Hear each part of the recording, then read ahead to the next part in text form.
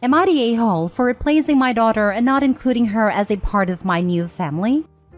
I have 4 daughters, Charlie 25 and Amy 21, and my stepdaughters Claudia 15 and Rose 17. I had a son Isaac who was Charlie's twin who passed away from leukemia when he was 19. When he was diagnosed at 14, there was a lot of medical bills to pay for Isaac's treatment, and I ended up working a lot to pay for his hospital bills. During that time, my ex-wife Brenda slept with this guy Jake behind my back. I found out about the affair, and we had a divorce when the twins were 15 and Amy 11. All of them knew the full story of what happened, and my ex and I had 50-50 custody. Charlie visited Brenda till she was 16, after which she stopped. We told Amy what happened when she was 14, but the thing is, Jake is quite wealthy, and Amy preferred it there more because she got spoiled. She eventually chose to stay with Brenda when she turned 16. During this period, I met Lucy. I fell in love with her and got married when the twins were 19. Lucy herself had 2 daughters, Claudia and Rose, and they were both welcomed into the family. My son passed away a few months later. When Amy moved in with her mom permanently, she cut off all ties with us. She didn't leave peacefully too. She insulted everyone in the family and left. One of the things she yelled was, "I don't want to be a part of this crappy family," then went no contact. On November, Jake and Brenda were charged with fraud, breaking and entering, and apparently they were also in debt. They lost their homes and were thrown in jail, and since none of the other relatives were able to take her in, Amy came to us. I didn't want to take her in, but Lucy convinced me to let her stay for a bit till she gets back on her feet. Well, ever since she left, there have been a lot of changes to the house, and Amy has been complaining about them since she arrived. She complains about how she can't touch the snacks, and how she has to pay for her own snacks and clothes, though we feed her 3 meals a day plus afternoon snacks. How she was given the smallest guest bedroom, while the other girls got big personalized bedrooms. How on Christmas the girls got amazing gifts, and she only got a gift card. The last straw for her was New Year's Eve. We took the girls to a big party while she stayed at home. When we got back, she started yelling at me how I'm a horrible father and how I replaced her with Claudia and Rose. I told her that she's the one who renounced the family, and so she wasn't allowed in family things. But a lot of people are telling me that I'm essentially replacing her for something she did when she was a young impulsive teen. So Reddit, am I the a-hole? Edit. I would like to add that everyone including her has been in therapy before she left and after she came back. Nothing has come out of it. Amy has also made it clear she wants no relationship with me and is here because she's desperate. And by made it clear, she told it to my face. Now for the top comments. The story as is would make Opie not the a-hole, but I really don't trust this clearly partial retelling of why the daughter went no contact. There's no way the daughter wasn't more clear than, "I hate this crappy family," especially since Opie's saying it's one of the things she yelled. So what was the rest, Opie? Most kids don't go no contact without a very good reason. To be honest, I only remember a few of the things she yelled at me. Along with calling us crappy, she called my wife the S-word, called me and Charlie pathetic for still grieving Isaac. And the one that hits me the most is how she said she wished I had let Isaac die, instead of paying for his treatment. If I'm reading this right, Amy wrote y'all off at 16, and now 5 years later at 21 years old has lost everything and is moving back because she has nowhere else to go? And you have been treating her as less than ever since.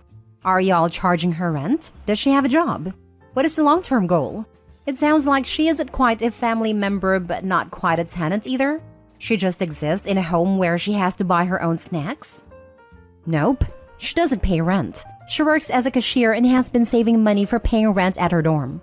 Plan is to let her stay until February. According to her college, that's when the paperwork to get her into dorms will take to process. After that, whatever happens is her business. We aren't treating her less. For Christmas, she wanted the same gift Charlie got. A new computer that I saved up for 6 months to buy.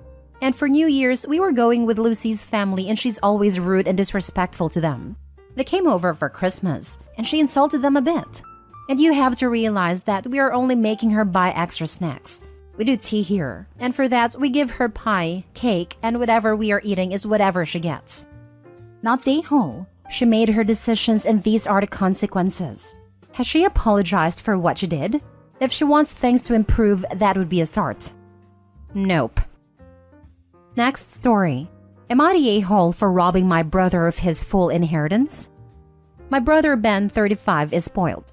Mom favored him over us girls. He always got what he wanted or he threw tantrums, even at my sister's funeral. She was 16, Ben 14, and me 11.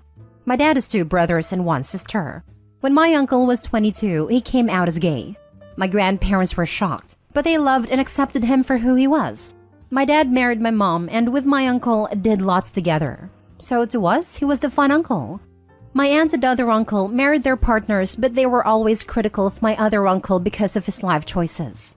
My grandparents held a family together, but in 2016, they both died within 9 months of each other. My aunt and uncle then disowned my gay uncle. He was upset, but he and my dad have always been close, so we became his only family. In 2019, my uncle was diagnosed with lung cancer. He rewrote his will and asked my brother to be executor because dad wasn't coping with him being sick. Ben also accepted because he believed that my uncle would split everything between him and myself. My uncle died in May 2021. My dad, my uncle's boyfriend, and I were with him. I called and messaged my brother repeatedly, but he didn't answer or come to say goodbye. At the funeral, dad was a mess, but my brother was giddy. A couple of weeks of my brother pestering my dad to find a will later, we looked in my uncle's safe. Dad unlocked it and Ben grabbed the paperwork. Soon after, he swiped everything off my uncle's desk, swore, yelled, then stormed out.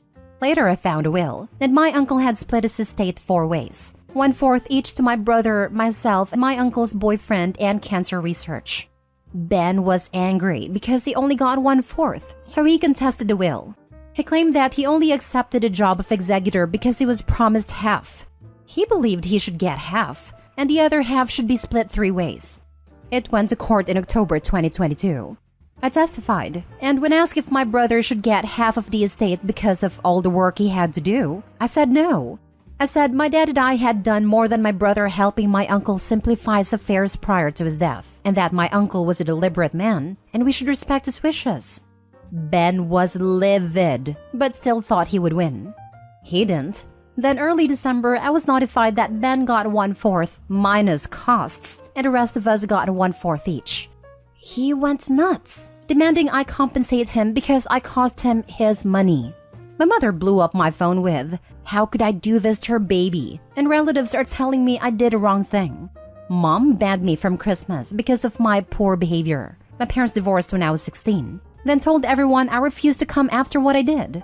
Ben had a New Year's Eve party and my sister-in-law sent me a message saying sorry, with a picture of my photo on Ben's dartboard and a sign telling his guests to throw darts at me and to message my number and tell me I'm an a-hole. I only got 2 messages from his friends, so I don't think I am. But Reddit, am I the a-hole? Not the a-hole. Your brother took an unwinnable case to court and he lost. The fact that you got asked on stand what is fair is really weird. It doesn't really have anything to do with the case. Your brother lost because he took his stupid case to court. You didn't do anything. Are you sure your mom knows the same story that you tell us here? Because from what you say here, there was nothing you did. Are you sure that your brother doesn't have a different version of events? My mother believes that her baby should have everything he wants. He has always been the favorite child, and my mother has never treated us equally. If she didn't have enough money for us all to have a treat like ice cream, she would buy him one and us girls nothing. She would say, "You girls always get so much," but she never got us anything without buying him something too. I paraphrased the court proceedings due to the character count. I had twice the character count when I first typed it out. Oops. So my mother was at Ben's New Year's Eve party and she didn't shut down his behavior with a dartboard. She knows the story, but she only cares about her baby. Your mother was at a party where your face was on a dartboard? Yeah, you don't need her in your life. That sucks, and I'm sorry. But your life will make a whole lot more sense once you've reduced her role.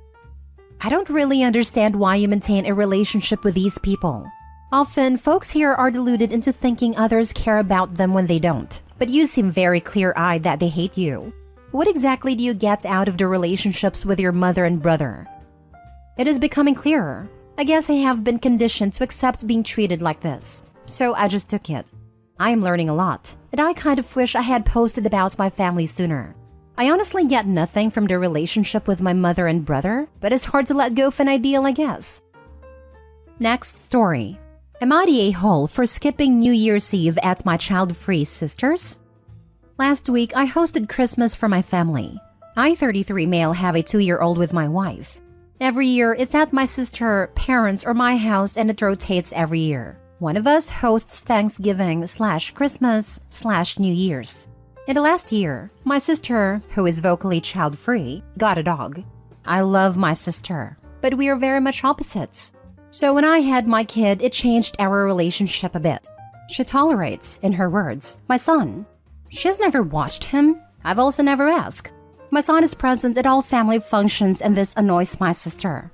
My sister has turned into your classic dog mom. World revolves around a dog type. I do not own dogs and really don't want to be around them. I don't want them in my house. Well, my sister wanted to bring her dog to Christmas and I said no. As well trained and overall okay for a dog, I just didn't want it at my house or even in my yard. She complied and left it alone but was not happy about and let me know that several times. The day before New Year's Eve, she told me that kids weren't welcome at her house. I was taken aback by this and asked why.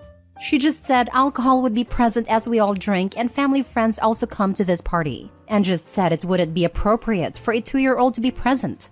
My wife and I had planned to only stay till 10 anyway and then would go home because of our kid. We thought about it and opted to not go at all, and respected my sister's wishes by keeping the kid at home. I let her know a half hour before the party started.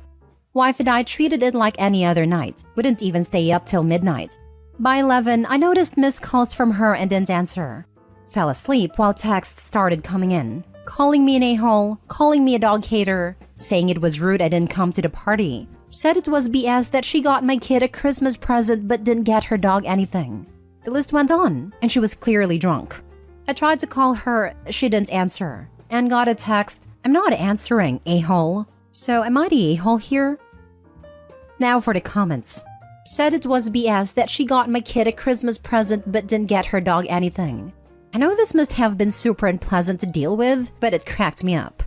Your sister sounds difficult, not the a-hole. This reminds me of a deleted post from the other day. A gal was 4 months preggo and was mad her mother-in-law didn't get her unborn child a Christmas gift and went off. Difficult, entitled, arduous is the sister, and it's all sad yet oddly funny in a warped Reddit way. OP not the a-hole. Yeah, crazy. My comment was along the lines of, but it's really difficult to shop for a fetus. Not the a-hole. I say this as a kid and a dog lover.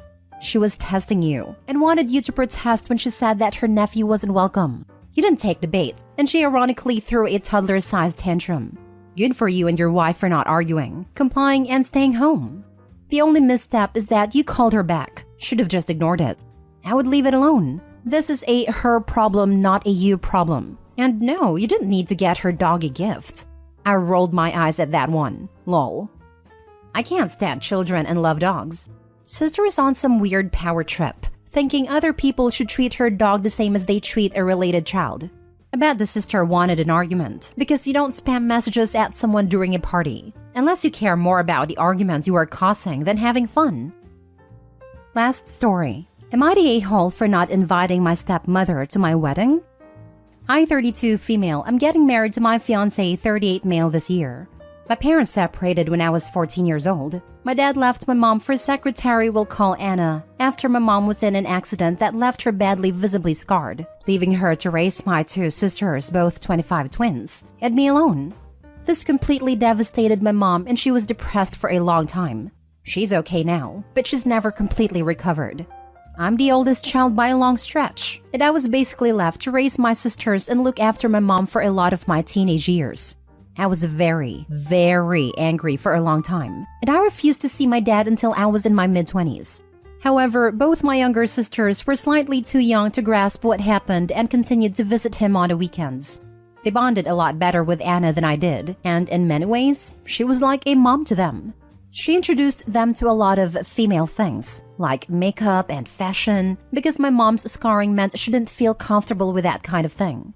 I started speaking to my dad again about 7 years ago, and we now have an okay relationship. I understand a lot better at this age that love isn't easy, and you can't help who you fall for.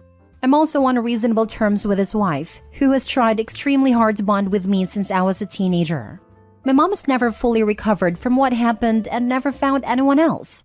She can just about stand being in the same room as my dad without crying nowadays, but she absolutely cannot see his wife. She's not cruel or dramatic about this. She just politely declines invitations to events if she knows Anna will be present. For previous events like graduations, Anna has always declined the invite, saying she doesn't want to put my mom in an uncomfortable position and pushed my dad to go alone. However, with my wedding, things haven't exactly gone like that. I tried to be as nice as I could about it, and I invited Anna out for a meal and told her that I was sorry, but that it was important to me to have my mom at my wedding than her. So I was going to have to ask her not to come to the wedding. Anna said that she understood, that she expected it, and that I needed to do what's best for my mom. My dad, on the other hand, became extremely angry at me when he heard. He called me up and essentially said, if she's not coming, then he's not. Both my sisters have found out about this, and they're extremely upset with me too, and are also threatening not to come. I'm not sure if I'm the a-hole here. This is a tough one.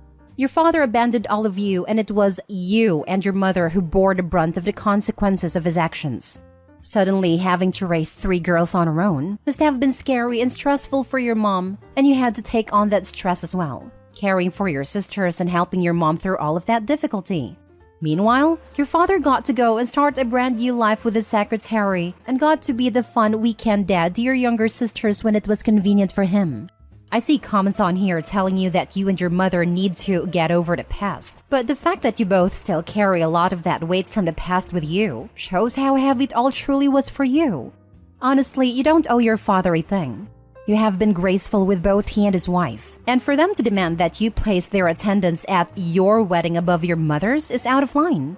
It's your wedding. If you don't want people there that stir up difficult and painful emotions for you and your mother, then you have every right to not invite them. You have not been unkind to either of them, and you've handled this in a very gentle and civil way.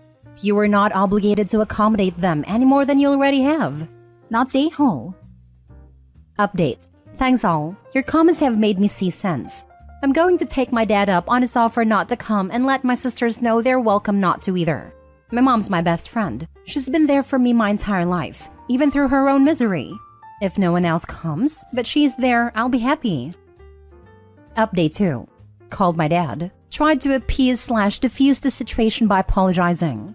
Tried to explain that I understand his point of view, and that I respect his relationship, but that I can't ask mom to go through that, and that it would spoil the day for me knowing the pain she'd be going through. Ask him if he'd consider doing something just the 4 of us. Him, Anna, me, fiancé, or maybe the 6 of us with my sisters. A nice dinner somewhere, paid for by my fiancé and I, so we can celebrate our union together. He hung up the phone. So there you go. That's my dad.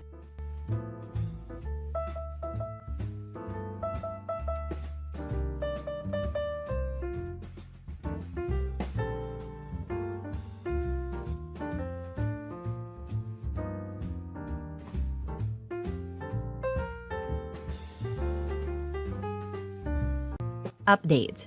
Would I be the a-hole if I told my late wife's family that she cheated on me? Original post. Anna, my late wife, died in a car accident. Person lost control of their car and ran her over, and she passed away immediately. We were both 26 at a time. It was 4 years ago, right before the pandemic. We were having a bad time as a couple. She was extremely jealous of me, but also very protective of her phone. Shortly after her death, I found out I had STD, and surprise, surprise, she was cheating on me. On the day she passed, a guy we went to college and was kind of friends with sent her messages, asking for pictures of their last encounter. And the way he talked, it seemed like it was recent, and it seemed that they talked often. I was able to get on her phone and laptop, as she didn't change her passwords because she would always ask to check my phone and I would ask for hers back. So I had a password. There wasn't much because she deleted everything or hid it very well, but the most recent messages, she obviously couldn't delete them. So everything that came after her death was still there. While looking for the pictures he asked for, I found pictures of her and him in a .rar deep in a random place at her work folders, at her laptop. In one of them, she had short hair, which she only had right after we got engaged. So she was with him for at least 3 years, out of our 6 years together. Also found pictures of 2 other guys, but I have no idea who they are, and there were no messages from either of them anywhere. I messaged a friend and told him that I knew, told him about the STD, and that I won't reveal it to anyone and want it to be kept as a secret forever. I asked him if anyone else knew, and he said that his ex knew but he would talk to her. I decided that for the sake of her parents and siblings, I would pretend she was a great person and let them have their beautiful memories with her. Anna's older brother Thomas, 34 male, is a good friend of mine to this day. I would even go as far to say we are best friends. After 2 years of my wife's passing, I was ready to date again. Thomas said that he knew the perfect girl for me, he just wanted me to be sure I was ready for something serious before introducing each other. It was his sister-in-law, Laura, 27 female. We knew each other only superficially but never really talked before our first date. I fell for her quick and hard. We started dating and about 3 months in, we were already telling each other I love yous, and I told her I was going to marry her. It has been a little less than 2 years. We are engaged and I have never been this happy. I told her all about my relationship with Anna. I still have the evidence of what she did, stored away in my computer just in case, and I showed it to Laura. She cried a little and comforted me, but I assured her I was fine and that I was over it. The problem comes with Anna's family, especially her mom and sister. Ever since Anna's passing, every time they talk about her, people want to hear me talk. They ask me about her, try to include me in conversations about her. Anna was such a good cook, right OP? I loved when she and OP would banter. You remember OP? Stuff like this. I was able to get by in the beginning by saying it was difficult for me to talk about her, that I was not ready. They let me be for a while, but ever since I started dating Laura, I couldn't use the "I'm not ready" excuse. Her friends, sister and mom get annoyed if I don't sound enthusiastic or depressed. Learn that it's easier to look depressed. Also, if I talk about Anna in any way that isn't portraying her as an angel that came down to earth to bless us with her presence, I get side-eyed. Thankfully, Thomas and her father are great guys and don't push me too hard on this. Her dad is always thankful that I attend their family gatherings, as we like to talk about our field of work. He always says he considers me a son. Her mom and sister, though, they get irritated if I try to dodge the topic of Anna. And his sister even said it out loud once that it's obvious that I didn't love Anna. She apologized after, but I mean, she isn't wrong. By the end, I didn't, and sure as heck don't now. Look, I'm over what happened. I don't feel hate for Anna anymore. I sometimes catch myself wishing she was alive, just so I didn't have to pretend anymore. But also because her death was a tragedy. A lot of people loved her. Her friends organize a reunion for her birthday, and those are incredibly hard. And even though I know her affair partner will be there, I go because I know how much she meant to those people. But this all started to get to me because it's affecting Laura. I can't say I love her in front of these people. I can't even hug her, and Anna's sister gets all moody. Her best friend stopped speaking to Laura. They were also friends. Anna's mom even came to us at Thomas' birthday party last week and asked us to stop dancing to respect her grief. She also contacted my mom and Laura's parents to say that she was incredibly disappointed that I proposed to Laura so soon, saying that we were moving too fast. It's been 4 years. Even if she wasn't a cheater, more than enough time has passed. I'm just over it, and I'm seriously considering telling all of them what happened, just to get the weight off my back. Would I be the a-hole if I did this? Now for the top comments before reading the update. Looks like Anna's family is still trying to control your life, even from the grave. Maybe it's time to let go of their expectations and focus on your own happiness with Laura. You deserve it. If Thomas is a good friend and your families are intertwined, perhaps he is the one to talk with. Let him see the evidence and hear the story. I would honestly stop caring about what her mom and sister think. Maybe tell her brother just to explain why you would be distancing yourself, and that's it. Not the a-hole. I think the brother is the route to go. Show him the evidence and distance from the mom and sister. You want to reveal the truth to alleviate your own burden, but deep down, this isn't just about truth. It's about reclaiming your narrative and the control you lost when Anna cheated on you. Her family unknowingly forces you to uphold a lie that erases your pain, forcing you to live with unresolved resentment. Your silence has served their idealized memory, but it's eating away at your sense of integrity, and that suppression bleeds into your new life with Laura. What you fear most is not their judgment, it's the risk of tarnishing the only connection you have left to the person you once thought you loved. Yet that version of Anna died long before her accident, and you're still grappling with that realization. You're searching for permission to let go, but you don't need it. Exposing the truth might give you momentary relief, but it will permanently alter relationships with people you still care about, like Thomas. The question isn't whether you'd be an a-hole, it's whether you're ready for the fallout of destroying the illusion that sustains Anna's family, and if that weight is worth lifting off your shoulders. Deep down, you're unsure if exposing the truth will really free you, or if it's just another attempt to escape the pain you haven't fully processed. This is the best advice OP is ever going to get. Since you are in a way marrying back into the family, do you really want to blow everything up?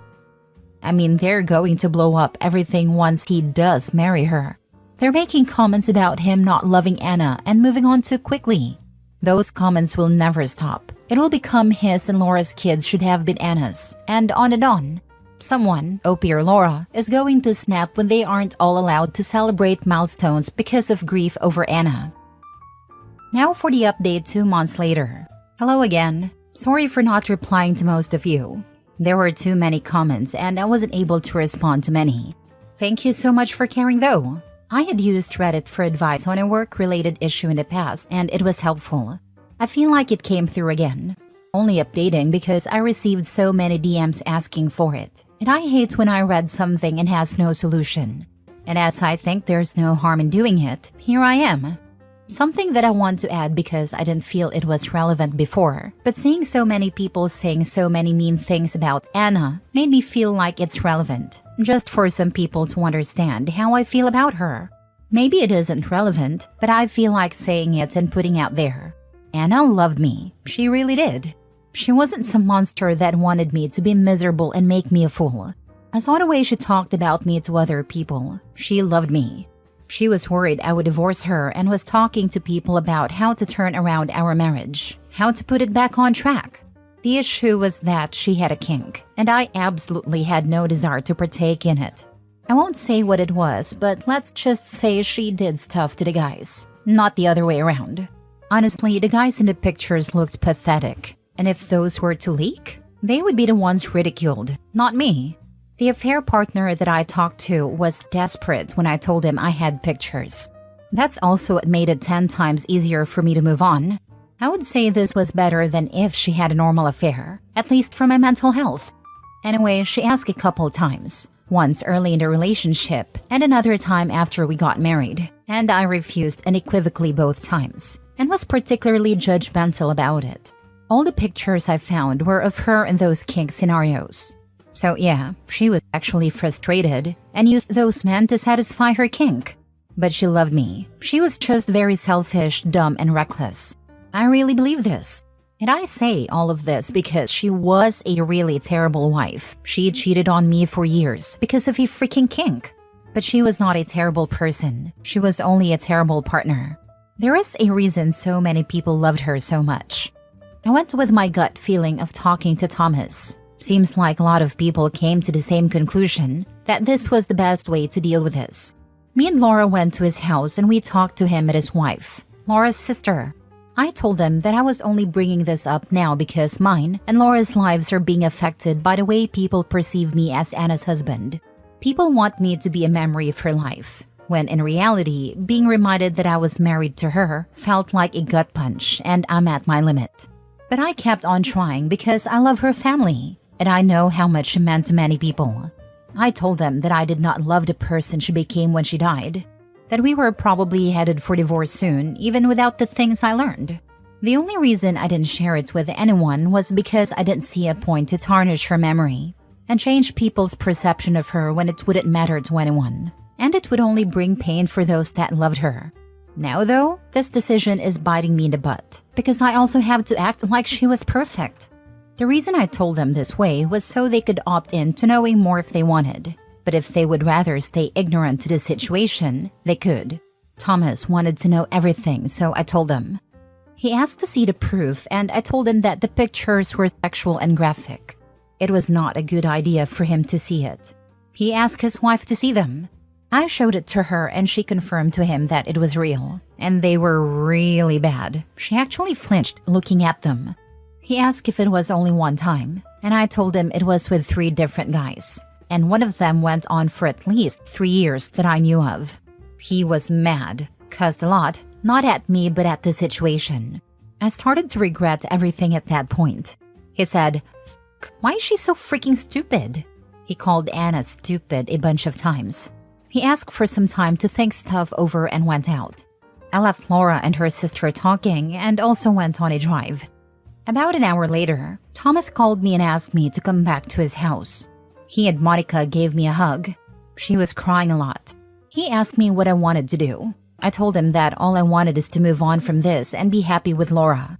He told me that he would handle his mom and sister, that I didn't need to worry about them anymore, but I should just distance myself from his family and Anna's friends for a while. He said I'm his brother and that will never change. We all hugged it out and that was it. My ex-sister-in-law has since reached out and told me that she knew Anna was cheating on me, but thought we were working through it. Anna told her about a year before she died and said that she would come clean and try to work on the marriage. Now Thomas told her what happened and she has apologized a lot. Said that she has been basically ignoring her flaws ever since she died, but it has turned unhealthy for both her and her mom. She said she will help me with anything I need regarding this topic. Ex-father-in-law and mother-in-law don't know anything and we will keep it that way. I will try to make time to hang out with my father-in-law from time to time, and considering him and my new father-in-law are good friends, me and Thomas have been talking about taking them fishing, golfing, maybe just going to a bar, stuff like that, at least once a month. And as for my ex-mother-in-law, I just keep my interactions to a minimum. So yeah, I think it worked out well. Another thing is that Laura wants to speed up our wedding planning, so hopefully we will get married in March or April. Before we were talking about having a long engagement, but there's no point in waiting. We both know what we want. And I'm happy. Very happy. Yeah, you did the right thing. Good update.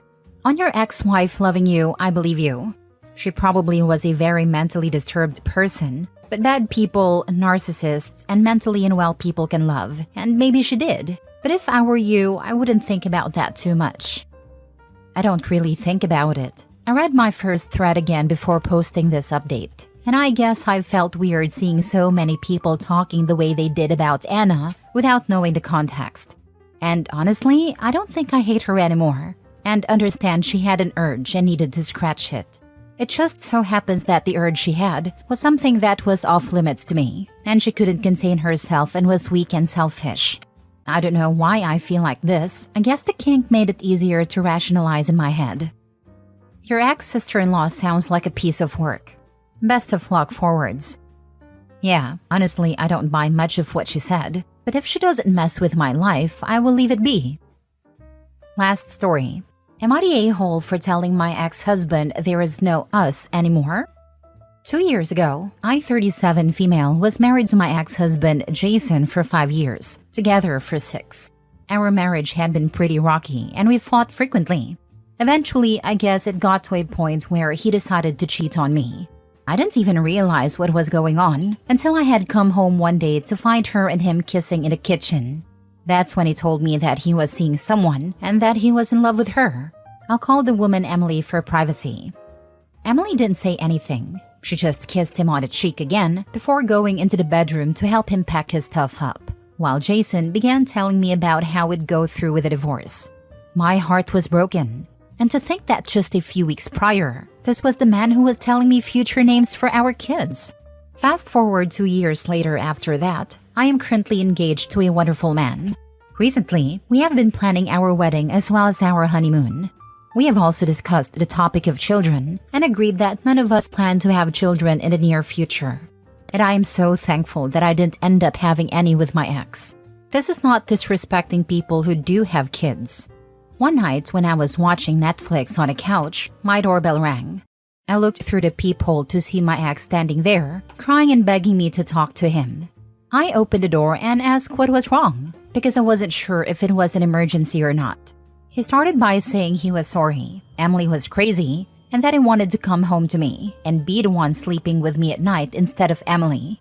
He went on a whole rant about how much he missed me and that he regrets ending things with me. Him and Emily have a child together, But he says he wishes I was the mother of his kids. Maybe that way he could see me and kiss me every day when he got home. He then asked me if we could rekindle our relationship, and I laughed in his face. I told him that maybe he could have just ended things on a good term instead of going behind my back and cheating on me. If he loved me so much, he wouldn't have slept with someone else. It's his loss.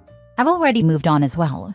So even if he didn't cheat, I still would have said no, and then told him to leave or I would contact the authorities. He tried to bargain with me before, just straight up telling me that he would simply just leave. Anyway, I'm currently laying back down on my couch again while writing this. I'm just a bit worried if I'm actually the a-hole here.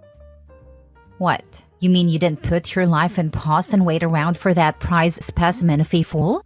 Not the a-hole. Continue being blissfully happy with your new partner and let the ex deal with the consequences of his stupidity. Not the a-hole. He made a choice to cheat on you with Emily and he likely cheated on her with someone else. The us you had is long gone. Good on you for standing your ground, but also asking if there was an emergency. I completely agree. He made his choice when he cheated, and now he can't just walk back into your life expecting everything to be the same. You did the right thing by standing firm and also showing concern for his well-being, OP. Not the a-hole.